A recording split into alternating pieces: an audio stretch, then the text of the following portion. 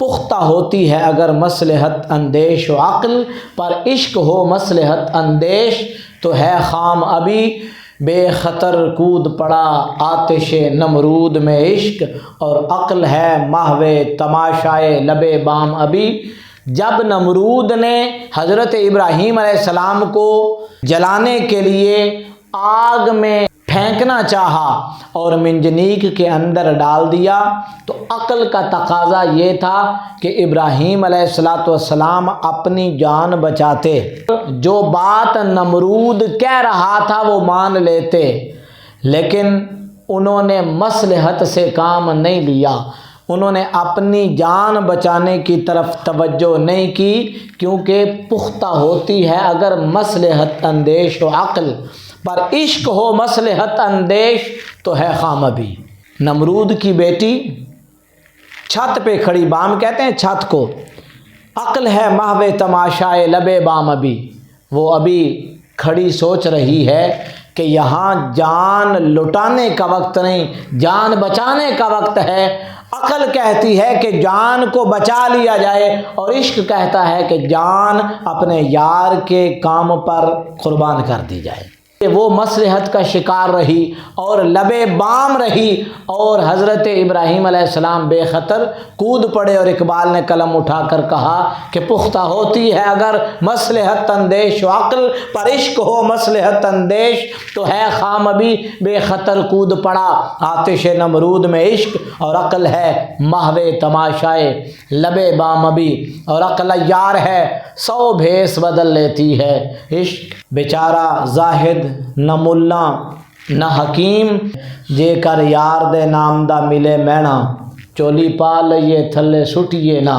نبی کریم علیہ السلام کی ذات کے ساتھ جڑنے کی وجہ سے اگر دنیا تانے دیتی ہے، صحابہ کی زندگیوں کو اٹھا کر دیکھیں، صرف تانے نہیں ملے، انہیں تو گرم ریت پر لٹا کر بھاری پتھر بھی ان کے سینے پر رکھے گئے۔ اب عقل کا تقاضا یہ تھا کہ جان کو بچا لیا جائے، لیکن عشق کا تقاضا یہ تھا کہ محبوب کی خاطر جے کر یار دے نام دا ملے مینا، چولی پا لئیے تھلے سٹیے نا، جے کر یار دے نام دی ملے سولی، چونٹا لے لئیے پیچھا ہٹیے نا۔ اقبال نے کہا محبت کے لیے دل ڈھونڈ کوئی ٹوٹنے والا، یہ وہ میں ہے جسے رکھتے ہیں نازک آبگینوں میں، نہ پوچھ ان خرقہ پوشوں کی، ارادت ہو تو دیکھ ان کو، ید بیضا لیے بیٹھے ہیں اپنی آستینوں میں۔ سوداگری نہیں یہ عبادت خدا کی ہے، سوداگری نہیں یہ عبادت۔ ہم نماز پڑھتے ہیں نا، ہم پڑھتے ہیں کہ یا اللہ یہ ہماری نمازیں لے لے اور اس کے بدلے میں ہمیں جنت عطا کر دے، یہ عقل کا تقاضا ہے۔ عقل کہتی ہے کہ کچھ دو اور کچھ لو، یہ تجارت ہے۔ عشق کہتا ہے کہ یہ تو سودے بازی ہے، یہ تو تجارت ہے، کہ نمازیں لے لو جنت دے دو، زکوٰۃ لے لو جنت دے دو، حج لے لو جنت دے دو، جہاد لے لو جنت دے دو۔ عشق کا فلسفہ کیا کہتا ہے، محبت کا فلسفہ کیا کہتا ہے؟ سوداگری نہیں یہ عبادت خدا کی ہے، اے بے خبر جزا کی تمنا بھی چھوڑ دے، اچھا ہے دل کے ساتھ رہے پاسبان عقل، لیکن کبھی کبھی اسے تنہا بھی چھوڑ دے۔ قرآن مجید فرقان حمید اس ضمن میں کیا رہنمائی کرتا ہے؟ قرآن کہتا ہے والذین آمنوا اشد حبا للہ، جو صاحب ایمان ہیں وہ اللہ سے ٹوٹ ٹوٹ کر محبت کرتے ہیں۔ حدیث مبارکہ کی طرف چلیں تو میرے کریم آقا صلی اللہ علیہ وسلم آپ فرماتے ہیں کہ لا یؤمن احدکم حتی اکون احب الیہ من والدہ وولدہ والناس اجمعین، اس وقت تک کوئی بھی محبت کی معراج کو پا ہی نہیں سکتا جب تک ذات مصطفیٰ کو ماں باپ سے، اولاد سے اور کائنات کی ہر شے سے بڑھ کر محبوب نہ جان لے۔ اب ایک طرف رب کہتا ہے کہ مومن وہ ہے جو مجھ سے شدید محبت کرتا ہے، اور حدیث مبارکہ یہ کہتی ہے کہ پکا مومن وہ ہے جو مصطفیٰ کریم علیہ السلام سے محبت کرتا ہے۔ اب ایک عام ذہن رکھنے والا سوچ میں پڑ جاتا ہے کہ کہ محبت رب سے ٹوٹ ٹوٹ کر محبت کرنے کا نام ہے یا حضور سے ٹوٹ ٹوٹ کر محبت کرنے کا نام ہے؟ جب انسان یہاں آ کے پھنس جاتا ہے تو پھر رب کا قرآن یوں رہنمائی کرتا نظر آتا ہے، من یطع الرسول فقد اطاع اللہ۔ ارے تو نے یہ دو محبتیں سمجھی ہیں، دو محبتیں نہیں ہیں، یہ محبت ایک ہی ہے، من یطع الرسول فقد اطاع اللہ۔ جو مصطفیٰ کریم علیہ السلام کے پیچھے چل پڑا، جس نے ان کی محبت کا طوق اپنے گلے کی زینت بنا لیا، وہ سمجھ لے کہ اسے اللہ کی محبت میسر آ گئی ہے۔ یہ دو محبتیں نہیں ہیں، یہ ایک محبت ہے۔ اور اسی مضمون کو قرآن نے ایک اور جگہ پر اس انداز سے بیان کیا، قل، اے محبوب ان کو فرما دیجئے، ان کنتم تحبون اللہ، اگر تم یہ دعویٰ کرتے ہو کہ تمہیں اللہ سے محبت ہے، فاتبعونی، میری اتباع کرو، میری فرما برداری کرو، میرے پیچھے پیچھے چلنا شروع کر دو۔ مالک ہم تو تجھ سے محبت کا دعویٰ کرتے ہیں، چاہیے تو یہ تھا کہ تو ہمیں اپنا راستہ بتاتا۔ فرمایا اگر مجھ سے محبت کرنا چاہتے ہو تو میرا راستہ میرے مصطفیٰ کریم علیہ السلام کے گھر کا راستہ ہے، فاتبعونی، میری اتباع کرو۔ اے محبوب انہیں کہہ دیجئے اللہ کی محبت پانے کے لیے تمہیں ذات مصطفیٰ کے پیچھے چلنا پڑے گا۔ اگر تم ذات مصطفیٰ کے پیچھے چلو گے تو پھر تمہیں دعویٰ کرنے کی ضرورت نہیں کہ ہمیں اللہ سے بہت محبت ہے، تم ان کے پیچھے چل پڑو، پھر خود رب اعلان کرے گا یحببکم اللہ، اب مجھے اس بندے سے محبت ہے۔ پہلے تو دعویٰ کرتا تھا لیکن پتہ نہیں تھا کہ میری محبت رب کی بارگاہ میں درجہ قبولیت کو پہنچی ہے یا نہیں پہنچی، لیکن جب تو مصطفیٰ کریم علیہ السلام کے پیچھے چل پڑا، جب ان کی محبت کا طوق اپنی گلے میں ڈال لیا، ان کی غلامی کا طوق اپنے گلے کی زینت بنا لیا، اب تجھے نعرے مارنے کی ضرورت نہیں کہ مجھے اللہ سے محبت ہے، اب رب کی ذات خود اعلان کرتی ہے یحببکم اللہ، اللہ تجھ سے محبت کرتا ہے۔ تو اللہ کی محبت کو پانے کے لیے محبت مصطفیٰ یہ پہلی شرط ہے۔ صحابہ اکرام کی زندگیوں سے ذرا وہ 1400 سال پہلے، 1500 سال پہلے کی وہ کتاب کھولیں اور جا زندگی مدینے سے جھونکے ہوا کے لا، جا زندگی مدینے سے جھونکے ہوا کے لا، شاید حضور ہم سے خفا ہیں منا کے لا۔ آج کل تو دنیا کا یہ مزاج بن گیا ہے نا کہ وہ ہر روز کوئی نہ کوئی کتاب لے کے بیٹھا ہوتا ہے صحابہ اکرام رضوان اللہ تعالیٰ علیہم اجمعین اور اہل بیت پاک کے بارے میں مقابلے کروانے کی کوشش کر رہا ہوتا ہے، حالانکہ ان کی شخصیات مقابلے کرنے کے لیے نہیں بلکہ سبق لینے کے لیے تھیں۔ آنے والا آتا ہے حضور کی بارگاہ میں آ کر عرض کرتا ہے یا رسول اللہ میں مومن کب ہوں گا؟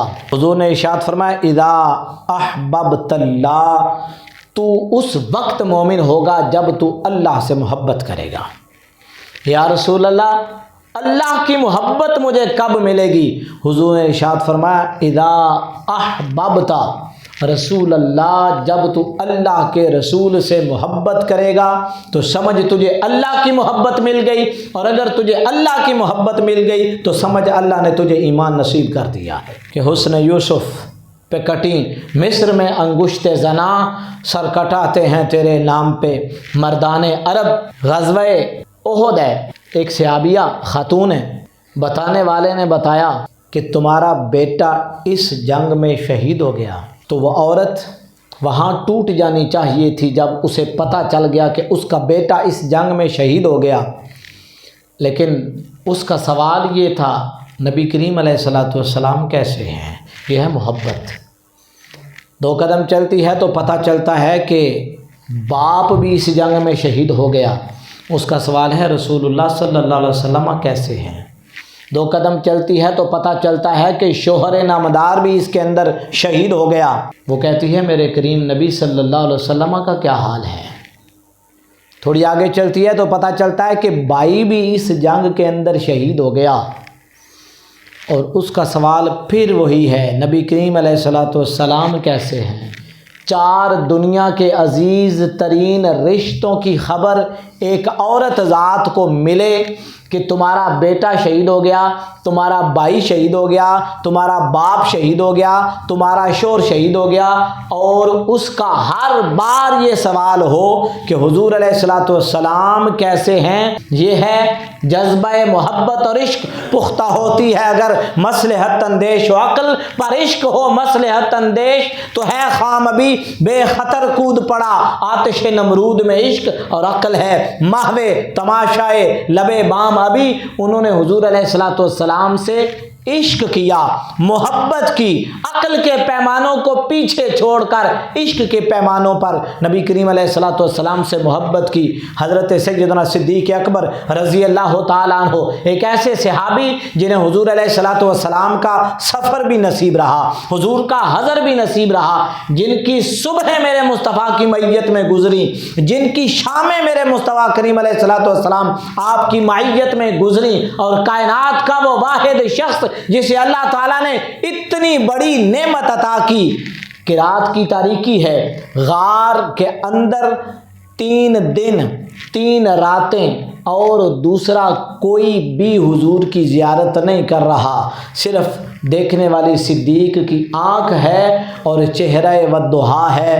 اور جب دیوانے پوچھنے والے پوچھتے ہیں کہ صدیق اس شخصیت کو دیکھا کہ حالت ایمان میں اگر ایک نظر ان پر پڑ جائے، ان کے چہرے پر پڑ جائے اور ایمان کی سلامتی کے ساتھ دنیا سے انسان چلا جائے تو اللہ صحابیت کا درجہ عطا فرما دیتا ہے۔ ساری دنیا کی ولایت کو ملا لیا جائے، ایک صحابی کے پاؤں سے لگنے والی گرد کے برابر نہیں ہے۔ ایک نظر کسی کو میسر آ جائے، ساری زندگی عبادتیں کرتا رہے، کسی صحابی کو نہیں پہنچ سکتا۔ اگر ایک نظر سے یہ کمال نصیب ہوتا ہے تو 3 دن اور 3 راتیں لگاتار چہرہ مصطفیٰ کی زیارت کرنے والی شخصیت کا نام صدیق اکبر ہے، لیکن انسان مسلسل دیکھ دیکھ کر کبھی اس کا جی بھر جاتا ہے۔ دیوانہ پوچھتا ہے کہ صدیق آپ کی زندگی کی سب سے بڑی خواہش کیا ہے؟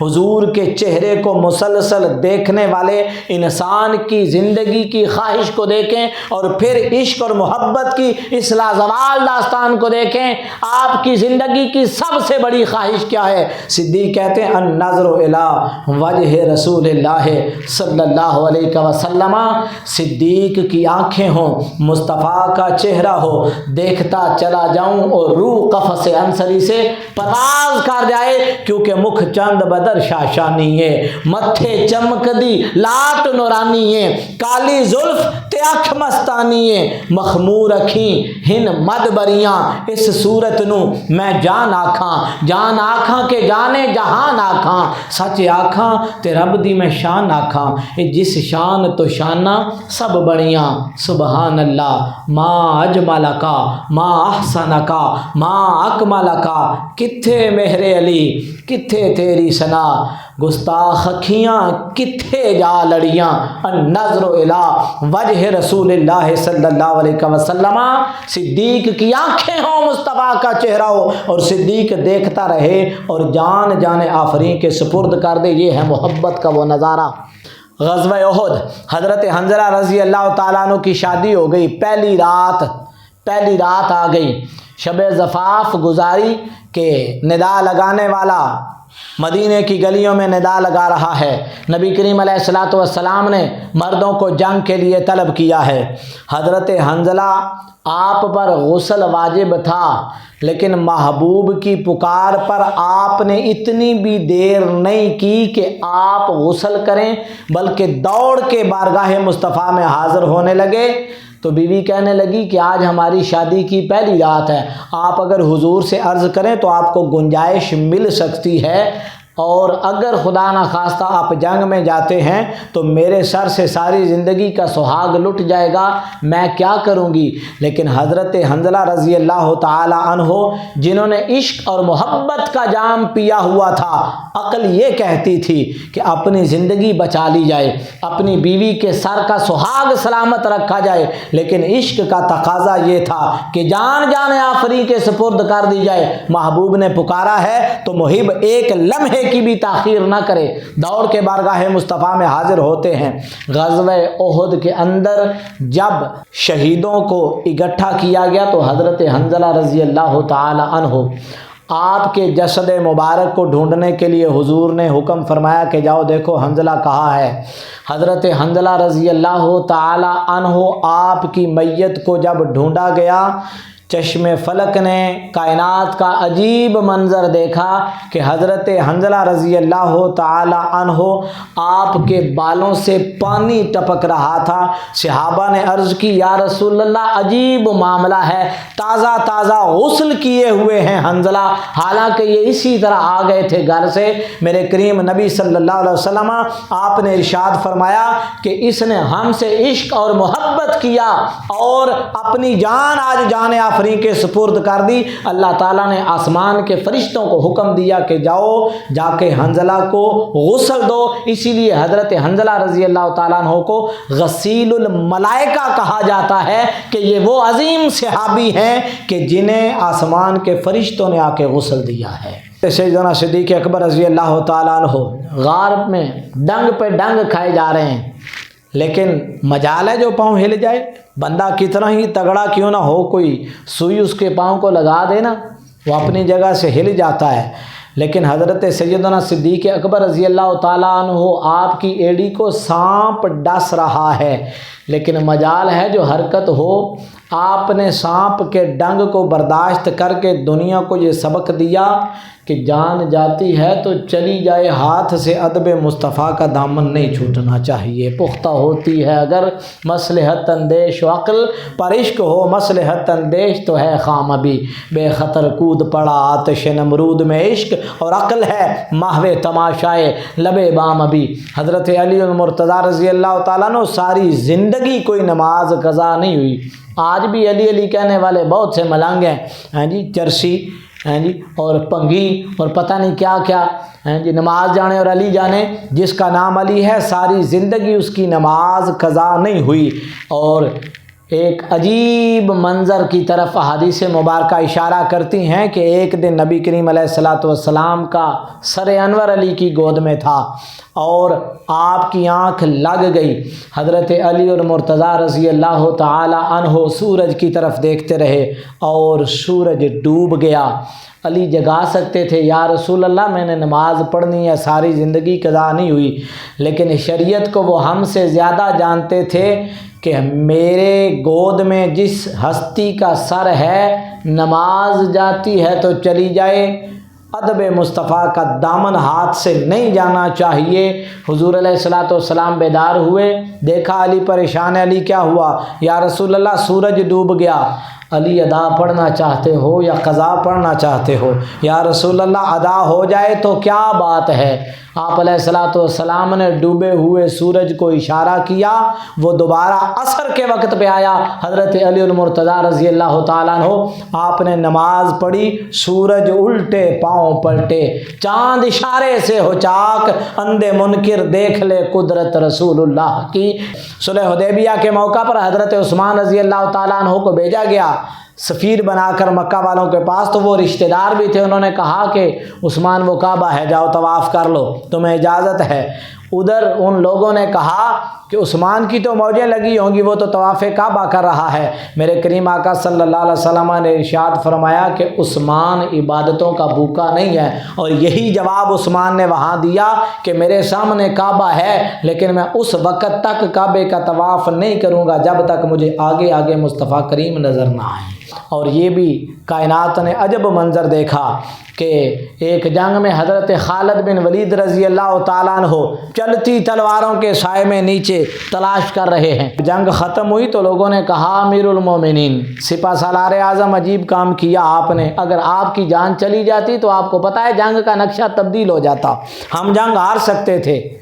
حضرت خالد بن ولید رضی اللہ تعالیٰ عنہ جنہیں حضور نے سیف اللہ کا لقب دیا، یہ وہ واحد صحابی کے جن کی ایک جنگ کے اندر 8 تلواریں ٹوٹ گئیں، اتنی بے جگری کے ساتھ لڑے۔ سپہ سالار کیا وجہ تھی؟ آپ اس وقت نیچے کیا ڈھونڈ رہے تھے؟ انہوں نے کہا میری ٹوپی گر گئی تھی۔ انہوں نے کہا ادھر تلواریں چل رہی تھیں، آپ ٹوپی ڈھونڈ رہے تھے، عجیب بات ہے۔ انہوں نے کہا تمہیں نہیں پتہ، وہ ٹوپی عام ٹوپی نہیں، میں جب بھی جنگ میں جاتا ہوں نا وہ ٹوپی سر میں رکھتا ہوں تو رب مجھے فتح عطا فرماتا ہے۔ بھائی اس ٹوپی کی کیا خاص بات ہے؟ کہا میں نے حضور کے بال مبارک اس ٹوپی کے اندر سی کے رکھے ہوئے ہیں۔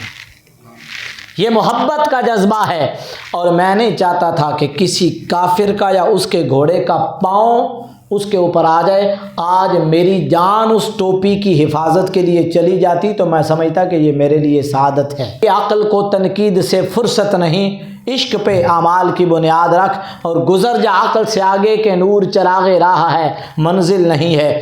میں نے اکثر کہا کہ صحابہ اکرام ہوں یا اہل بیت اطہار ہوں، یہ دونوں چراغ راہ ہیں۔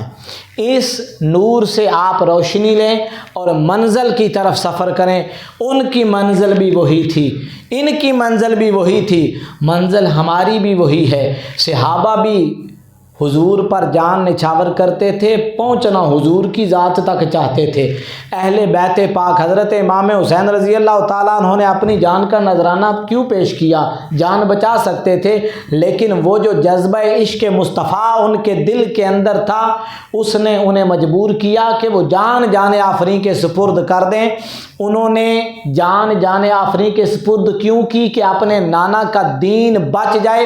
منزل ان کی بھی مصطفیٰ کریم علیہ السلام کی ذات تھی۔ آج عجب پلٹا کھایا دنیا نے کہ کوئی کتابیں لے کر ادھر بیٹھ گیا، کسی نے ان کو سچا اور ان کو خدا نہ خواستہ برا بلا کہنا شروع کر دیا، کسی نے ان کو پکڑا اور ان کو برا بلا کہنا شروع کر دیا۔ یہ دونوں چراغ ہیں۔ حضور نے ارشاد فرمایا اصحابی کالنجوم بأیہم اقتدیتم اہتدیتم، میرے سارے صحابہ ستارے ہیں، جس کے پیچھے چلو گے اس کی روشنی میں اللہ تمہیں راہ ہدایت عطا فرما دے گا۔ لیکن المیہ یہ ہوا، کچھ کتابیں لے کر اس چراغ کے نیچے بیٹھ گئے، کچھ کتابیں لے کر اس چراغ کے نیچے بیٹھ گئے اور ایک عجیب قسم کا ماحول پیدا کر دیا۔ یوں باور کروانے کی کوشش کی کہ شاید یہ کوئی 2 اینٹی گروپ تھے۔ یہ دونوں حضور علیہ السلام سے محبت کرنے والے لوگ تھے، اور ان سے روشنی لے کر ہم نے بھی منزل تک پہنچنا تھا، اور منزل اللہ اور اس کے رسول کی ذات ہے۔ نقصان یہ ہوا کہ دنیا صحابہ اور اہل بیت کبار رضوان اللہ تعالی علیہم اجمعین کی محبت میں منزل سے دور ہوتی گئی۔ ان کی محبت کو گلے لگا کر ہم نے منزل تک پہنچنا تھا اور آسانی کے ساتھ پہنچنا تھا، لیکن ہم منزل سے دن بدن دور ہوتے چلے گئے، اور اس کا نقصان یہ ہوا کہ آج دنیا یہ سمجھتی ہے کہ شاید یہ دونوں مرکز کائنات تھے۔ مرکز کائنات بھلے ان کے کتنے ہی بڑے بڑے درجے ہوں، صحابی سارے صحابہ کو جمع کر لیں، کیا حضور کی ذات سے کوئی آگے بھی جا سکتا ہے؟ سارے اہل بیت کو جمع کر لیں، کیا حضور کی ذات سے کوئی آگے بھی بڑھ سکتا ہے؟ ان لوگوں کو جتنی عزتیں ملی ان کی ذاتی حیثیت کی وجہ سے نہیں، ذات مصطفیٰ کے ساتھ جڑنے کی وجہ سے ملی ہے۔ منزل ان کی ذات مصطفیٰ رہی، ہماری منزل بھی ذات مصطفیٰ رہنی چاہیے۔ اگر ہم منزل کی طرف سفر جاری رکھنا چاہتے ہیں تو ان کا ادب اور احترام لے کر اس روشنی میں ہمیں منزل تک جانا ہوگا، وگرنہ ہم دن بدن اس سے دور ہوتے جائیں گے۔ اہل سنت کا ہے بیڑا پار کہ اصحاب رسول نجم ہیں اور ناؤ ہے عطرت رسول اللہ کی۔ صحابہ کے بارے میں، اہل بیت کے بارے میں بات کرنے سے پہلے کبھی ان کی زندگیوں کو دیکھا کر، انہوں نے کس انداز سے حضور سے محبت کی ہے، بس وہ محبت کر جا، گزر جا عقل سے آگے کہ نور چراغ راہ ہے، منزل نہیں ہے۔ انہوں نے عقل کے نور سے روشنی حاصل کی ہے لیکن کبھی اسے منزل نہیں سمجھا، منزل ان کی ذات مصطفیٰ تھی۔ اسی لیے اقبال نے آخری فیصلہ یہی لکھا، با مصطفیٰ بارساں خیشرا کہ دیں ہم اوست گر باؤ نہ رسیدی تمام بولا حبیست۔